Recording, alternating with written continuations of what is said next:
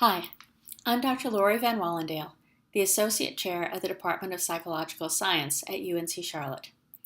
Today, I would like to talk to psychology students about avoiding plagiarism. The Department of Psychological Science takes academic integrity very seriously, and plagiarism has been an increasing problem with student work for several years. So we'd like to clear up some misconceptions about what plagiarism is and how you can avoid it. Let's first look at a basic question. Why do faculty assign written work in their classes? Your instructor needs to know how well you understand the material so that they can offer advice and correct misconceptions. For this to work, students must submit their own ideas in their own words. Plagiarism cheats the student out of the opportunity to come up with new and innovative ideas that can make a real contribution to our science. Plagiarism is defined as passing off the ideas or words of another as one's own, to use another's production without crediting the source. In short, plagiarism is stealing. Proper citation of the ideas of others is important, so that our readers, who will be excited to know the ideas that we present in our papers, will know where to look for more information. Your instructors will teach you about APA style and how to cite other people's ideas properly. But in this video, we're going to focus specifically on the stealing of other people's words. Word-for-word quotations are rarely used in scientific writing. Use quotations only when it is absolutely necessary for the reader to know exactly what the author said word for word. If you use too many quotations, your professors will consider you to be a lazy writer. It's important to learn to summarize and paraphrase. Take brief notes on a source in your own words when you read it, then put it away.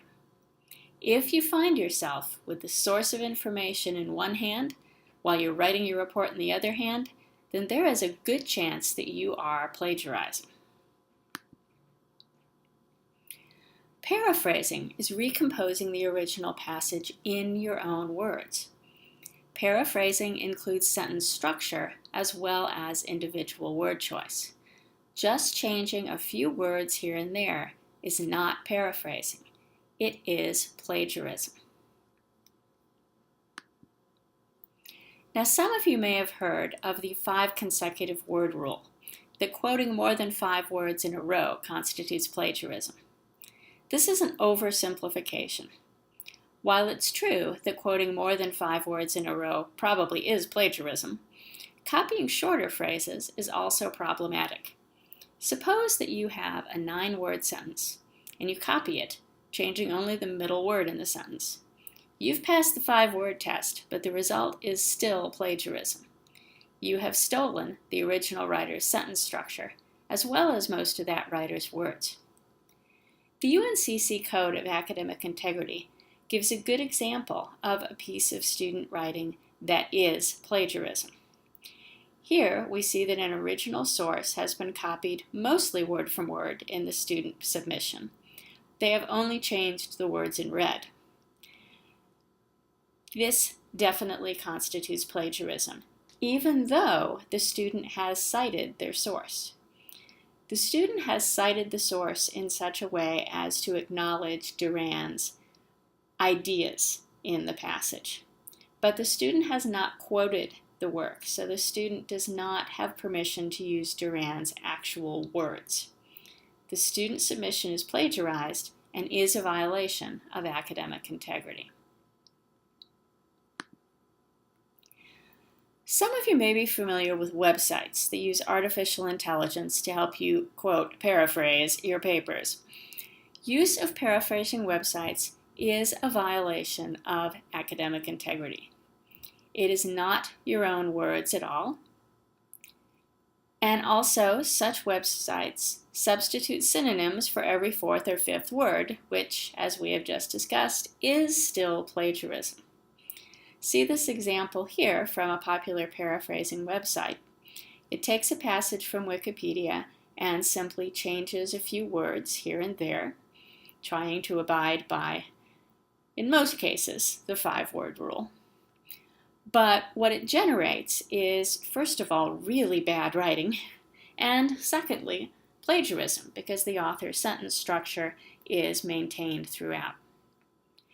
In spite of how they market themselves, these websites exist only to help writers fool plagiarism detectors like VeriCite and Turnitin. They exist to help you cheat. Your instructor can easily tell if you have used one of these plagiarism websites, or quote-unquote paraphrasing websites. And use of these websites is a violation of academic integrity.